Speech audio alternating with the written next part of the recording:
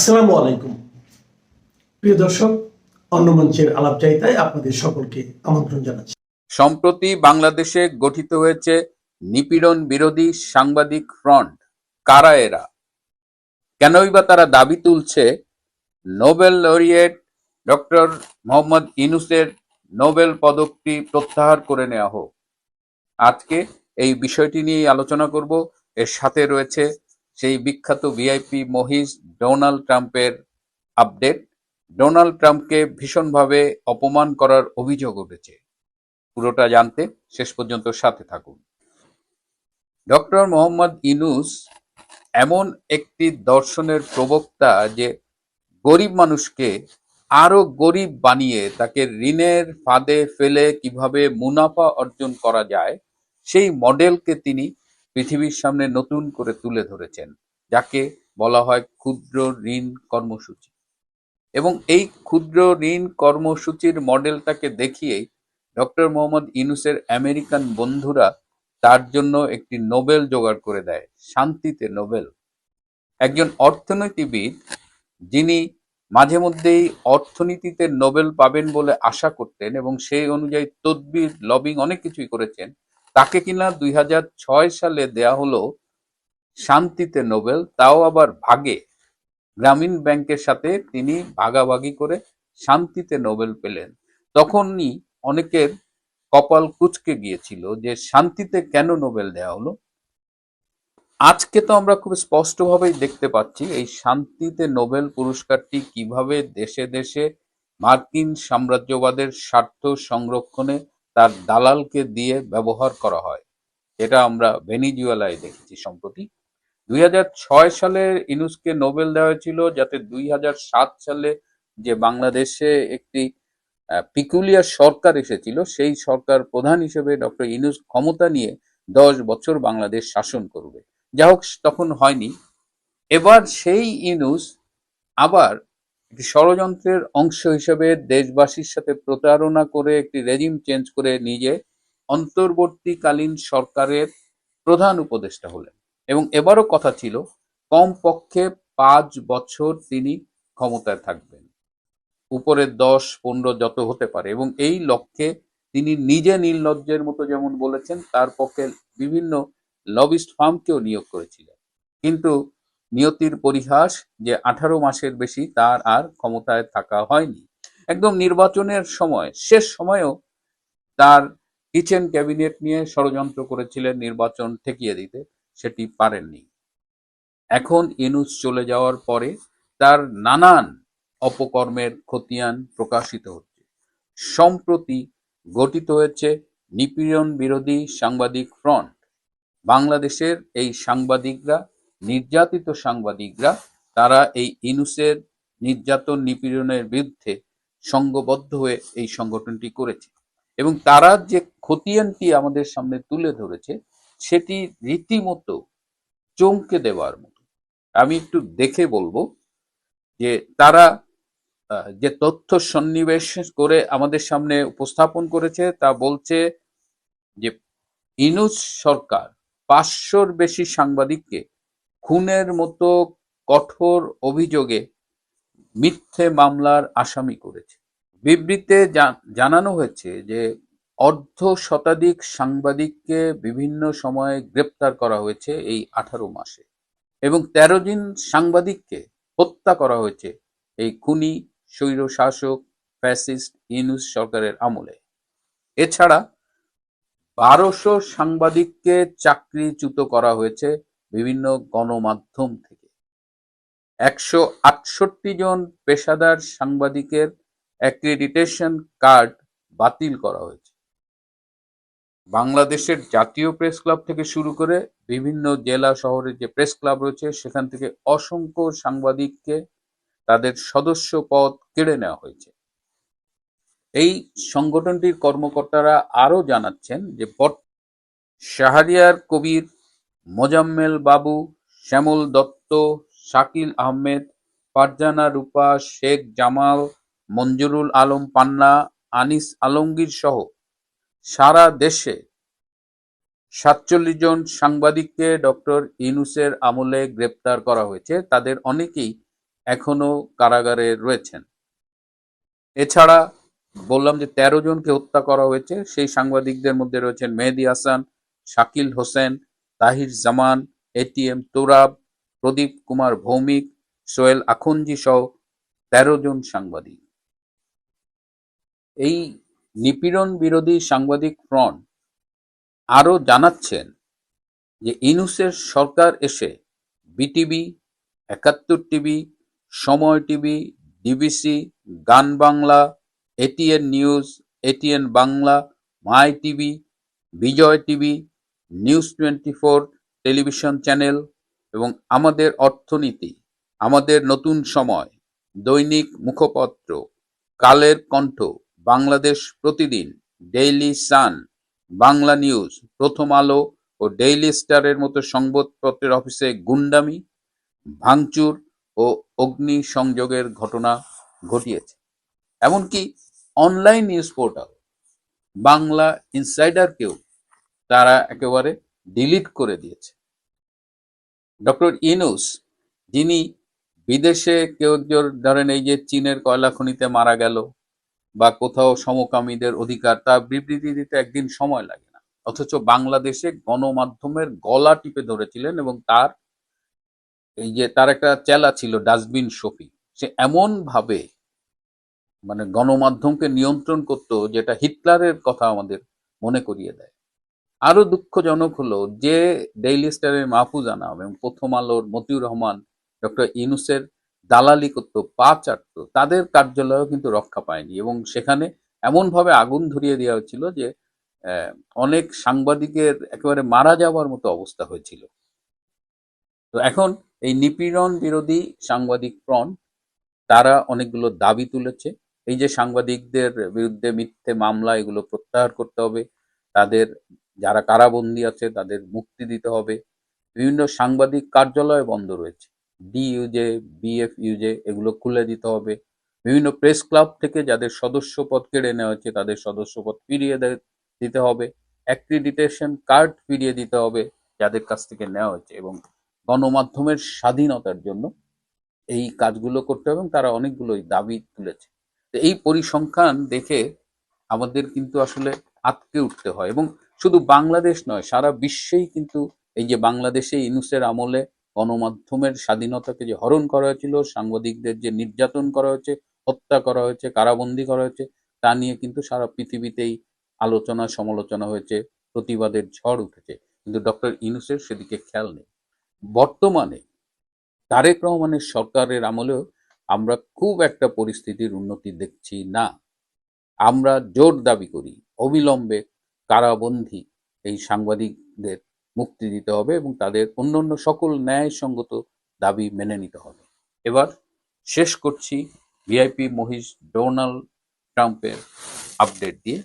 Donald ট্রাম্পকে ভীষণ অপমান করা হচ্ছে। কিভাবে অপমান করা হচ্ছে এই ছোট্ট ভিডিও ফুটেজেই দেখেন। আমি তো আর কোথাও যাইনি, টিকিট কেটে সরাসরি এখানে আসছি, কিন্তু ডোনাল্ড ট্রাম্পকে রাখা হয়েছে গাধার কাছে। এখানে মনে হচ্ছে যে মানে গাধা আর ট্রাম্পকে বোঝা যাচ্ছে না, ওর জন্য মানে গাধাটা একটু অন্য জায়গায় রাখলে ভালো হতো আর কি। প্রিয় বন্ধুরা, আজ এ পর্যন্তই। ভালো থাকবেন, সুস্থ থাকবেন, তার চেয়েও জরুরি হলো নিরাপদে থাকবেন। সবাইকে অনেক ধন্যবাদ। বাংলাদেশের প্রধানমন্ত্রী শেখ হাসিনা, আপনারা বহু প্রতীক্ষার অবসান ঘটিয়ে হয়তো মাস দুয়েকের মধ্যে উনি ফিরতে পারেন। আজকে এই খবর বলছি আমি একেবারে কনফার্ম হয়ে। তিনি একটি বিষয়ের উপরে নিশ্চিত হবার জন্য, বিষয়টি আমার কাছে পরিষ্কার নয়, আগেই বলে দিচ্ছি, কনফার্ম হওয়ার জন্য তিনি একটু অপেক্ষা করছেন। তিনি বলেছেন যে যাই ঘটে যাক, আমার জীবনে যত দুর্যোগই আসুক না কেন, আমি দেশে ফিরবই, এবং সেটা ওই যে একটা পয়েন্ট যেটা আটকে আছে, সেই পয়েন্টটা একদম ঠিকঠাক হয়ে গেলে আর ভারতবর্ষের গ্রিন সিগন্যাল পেয়ে গেলে আমি দেশে ফিরে যাব। এবার আপনারা এটা 2 মাস কেন বললাম? কারণ 2 মাসের মধ্যে আপনার বড় কিছু ঘটনা ঘটতে চলেছে। আপনারা জানেন আমেরিকার একটি ট্রেড টিম আমাদের ভারতবর্ষে এসছে, তারা বসে নেগোশিয়েট করবে। নেগোসিয়েশন হবে না, আমি আগেই বলে দিচ্ছি, নেগোসিয়েশন হবে না। যদি হতো তাহলে প্রেসিডেন্ট ডোনাল্ড ট্রাম্পের ফোন মোদিজি ধরতেন। সম্ভবত 9 তারিখ থেকে 19 তারিখের মধ্যে ডোনাল্ড ট্রাম্প বেশ কয়েকবার ফোন করেন নরেন্দ্র মোদীকে, বেশ কয়েকবার, কিন্তু না এপাশে ফোন বাজে না কেউ হ্যালো করে। অর্থাৎ প্রেসিডেন্টের ফোন নাম্বার হয়তো ব্লকই করে দেওয়া হয়েছে। মানে কখনো যদি ভুল করে ধরে পেলি তাহলে পরে তো কিছু একটা উত্তর দিতে হবে, তার থেকে ওই নাম্বারটিকে ব্লক করে দাও। এখন আপনারাই বলুন, পৃথিবীর কোন এমন শক্তি আছে যার এরকম হিম্মত আছে, একমাত্র রাশিয়া চীন ছাড়া, যারা প্রেসিডেন্ট অফ আমেরিকার ফোন নাম্বার ব্লক করে দেওয়ার সাহস আছে। তিনি হয়তো চেষ্টা করছিলেন যে এই ট্রেড নেগোসিয়েশনের একটা রাস্তা বার করার জন্য মোদিকে ধরার। আর দ্বিতীয় কথা, তাকে একটা আমন্ত্রণ জানানো ভারতবর্ষে, যাতে তিনি ফিরতে পারেন, মানে ভারতে আসতে পারেন। আমন্ত্রণ না জানালে তাহলে তো আর প্রেসিডেন্ট অফ আমেরিকা তো আসতে পারেন না। কিন্তু ভারতকে বারবার অনুরোধ করা সত্ত্বেও ভারতের পক্ষ থেকে কোনো রকম উচ্চবাচ্চাই করা হচ্ছে না। অর্থাৎ যে জায়গায় ভারত এখনো আটকে আছে, যে বাংলাদেশের ব্যাপারে ভারত সিদ্ধান্ত যা নিয়েছে সেটাকে বাস্তবায়ন করার আগে পর্যন্ত আমেরিকার সঙ্গে কোনো সম্পর্ক ভারত করবে না। এখন আমেরিকার টিম আসছে, আপনারা খবরে কাগজে দেখেছেন, আমেরিকার টিম আসছে, তার মধ্যে বিদেশি দলের প্রতিনিধি আসছে, বাণিজ্য দলের প্রতিনিধি আসছে, আমাদের বাণিজ্য মন্ত্রী রয়েছেন, আমাদের অন্যান্য মন্ত্রীরা রয়েছেন, সচিবরা রয়েছেন, কিন্তু জয়শঙ্করজি কোথায়? তিনি গিয়ে বসে আছেন শুধু সাইপ্রাসে। উনি ইউরোপিয়ান ইউনিয়নে গুটি সাজাচ্ছেন। কিসের গুটি সাজাচ্ছেন সেটা আমি আপনাদেরকে বিকেল বেলার ভিডিওতে বলবো, যে জয়শঙ্করজি ওখানে বসে কি গুটি সাজাচ্ছেন এবং বাংলাদেশের ওপরে তার কি প্রতিক্রিয়া হতে পারে সেইটা বিকেল বেলাতে আমি বলবো। এখন একসঙ্গে বলতে গেলে তাহলে পরে দুটোই জড়িয়ে যাবে, কোনোটাই অনুধাবন করা যাবে না, ভিডিওটা অনেক বেশি লেন্দি হয়ে যাবে, আমি অত টাইম আপনাদের ওয়েস্ট করতে চাই না। এখন এই যে 2 মাস যেটা ধরা হয়েছে, এই 2 মাসের মধ্যে আমেরিকার প্রেসিডেন্ট ডোনাল্ড ট্রাম্পকে বো ডাউন করতেই হবে। কারণ দেশের মধ্যে যার চাপ বাড়ছে, তার উপরে তার মিড টার্ম ইলেকশন এগিয়ে আসছে। মিড টার্ম ইলেকশনের আগে ভারতবর্ষের সঙ্গে সম্পর্ক যদি ভালো না করতে পারে তার ট্রাম্পের গদি গেল। ট্রাম্প সেটা তার মাথায় রয়েছে, কারণ মে মাস আজকে শেষ, জুন পড়তে যাচ্ছে। এই তো অক্টোবর নভেম্বরে আপনার কংগ্রেসের নির্বাচন। এই নির্বাচনে জেতার আগে ভারতবর্ষকে তার অনুকূলে আনতেই হবে।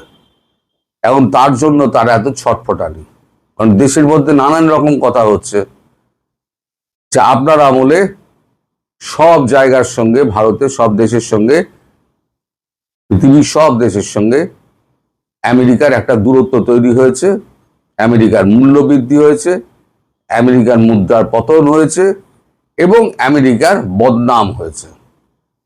আপনি এমন একটি প্রেসিডেন্ট যিনি আমেরিকাকে একেবারে মানে বদনাম করে ছেড়ে দিয়েছেন। ফলে এখন রিপাবলিকান যারা আছে তারা কিন্তু খুব গাড্ডায় পড়ে আছে। রিপাবলিকানদের ভেতরেও একটা মানে ট্রাম্প বিরোধী একটা গোষ্ঠী হয়ে গেছে। এখন সবাইকে থামাতে গেলে ট্রাম্পকে এখন ভারতের দ্বারস্থ হতেই হচ্ছে, মোদির দ্বারস্থ হতেই হচ্ছে। আর মোদিও এটে বসে আছে যতক্ষণ না পর্যন্ত বাংলাদেশের সমস্যার সমাধান হবে, ততক্ষণ পর্যন্ত আমেরিকার সঙ্গে আমি কোনো রকম চুক্তি অথবা বসবই না, অন্তত প্রেসিডেন্টের সঙ্গে তো নয়। এখন ব্যাপারটা এই জায়গায় দাঁড়িয়ে আছে যে আমেরিকার সঙ্গে আমেরিকাকে মানে দাবিয়ে রেখে দিয়ে যাতে আমেরিকা কোনো রকম কাজকর্ম না করতে পারে। আর তার আগে আর একটা জিনিস বলে রেখে দিই, আমাদের দেশে কিন্তু মায়ানমারের প্রেসিডেন্ট এসছেন, সে খবর আপনারা জানেন। মায়ানমারকে কিন্তু ভারতবর্ষ বগল দাবা করে নিয়েছে। শুধু ভারতবর্ষ নয়, রাশিয়া, চীন, ভারত এবং মায়ানমার একই লাইনে চলে এসছে। ফলে এইখানে যে আরাকান আর্মি করিডোর করে মায়ানমারের অংশ নিয়ে, বাংলাদেশের অংশ নিয়ে, ভারতের অংশ নিয়ে যে খ্রিস্টান ইস্ট তিমুরের মতো খ্রিস্টান রাষ্ট্রটা তৈরি করার যে একটা পরিকল্পনা ছিল, সেই পরিকল্পনাটুকু ভেস্তে দিয়েছে ভারত। ফলে নানানবিধ ঘটনা ঘটছে। এর মধ্যে কোন ঘটনার জন্য, কোন গ্রিন সিগন্যালের জন্য মানে শেখ হাসিনা অপেক্ষা করছেন তা আমি বলতে পারবো না, কিন্তু এটা একদম সঠিক খবর আমি পেয়েছি যে একটা গ্রিন সিগন্যাল পাওয়ার অপেক্ষায় তিনি রয়েছেন। যেদিনকে গ্রিন সিগন্যালটি পেয়ে যাবেন সেদিনকেই তিনি দেশে ফিরবেন। এক মুহূর্ত অপেক্ষা করবেন না, সেদিনই তিনি দেশে ফিরবেন। আর একটা কথা শুনে রাখুন, আপনাদের দেশের বিমান বাহিনীর বহর এসে শেখ হাসিনাকে নিয়ে গেছিলেন, এবং আপনার দেশের বিমান বাহিনী, আমি আগের থেকে বলে রেখে দিচ্ছি, আপনার দেশের বিমান বাহিনীর একটি বিমান এসে শেখ হাসিনাকে আবার নিয়ে যাবেন, সে ব্যবস্থাও করা হচ্ছে।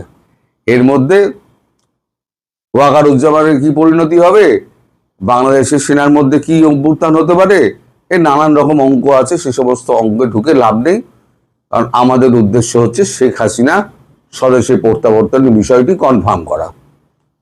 অর্থাৎ যেদিনকে ডেট ঠিক হয়ে যাবে সেদিনকে আমি আপনাদের জানিয়ে দেবো। আপাতত নিশ্চিন্তে থাকুন, মাস দুয়েকের মধ্যে একটা ডেট উনি বলবেন, সেই ডেটে উনি দেশে ফিরে যা কনসিকুয়েন্স হয় ওই কনসিকুয়েন্স উনি বলেছেন। আমি মুখোমুখি হবই, আমায় কেউ দাবিয়ে রাখতে পারবে না, দেশে আমি ফিরবই। আমার দেশের জনগণ কষ্টে রয়েছে, আমি তাদের মাঝে যাবই, অতএব আমায় কেউ আটকাতে পারবে না। এখন শুধু অপেক্ষা করুন খবরটার জন্য। আর এবার সাইপ্রাসে বসে আমাদের এই জয়শঙ্করজি উনি কি ঘোট পাকাচ্ছেন সেটা নিয়ে বিকেলবেলা, আমি যখন 7টার সময় আপনাদের ওখানে ভিডিওটা ছাড়ি, বিকেলবেলা 7টার সময় বলবো। সবাই ভালো থাকবেন, সুস্থ থাকবেন এবং সাবধানে থাকবেন। নমস্কার।